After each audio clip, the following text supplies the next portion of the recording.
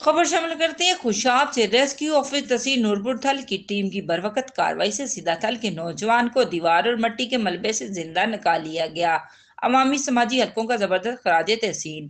مزید تفصیلات سے آگاہ کر رہے ہیں ہمارے ڈسٹرکٹ بیورو چیف راجہ نور اللہ عاطف اس رپورٹ میں۔ ریسکیو آفس تحصیل نورپور تھل کی ٹیم کی بروقت کارروائی سے شدت تھل کے نوجوان کو دیوار اور مٹی کے ملبے سے زندہ نکال لیا گیا۔ عوامی سماجی حلقوں کا زبردست خراج تحسین۔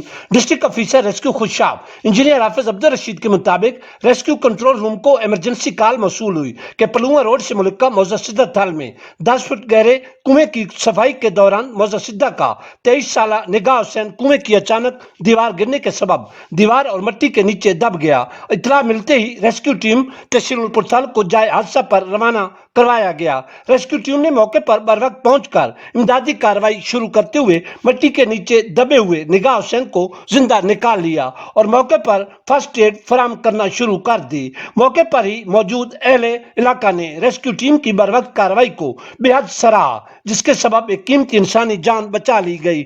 ریسکیو ٹیم نے زخمی کو فرسٹ ایڈ فراہم کرتے ہوئے THQ اسپتال نورپور تھل منتقل کر دیا۔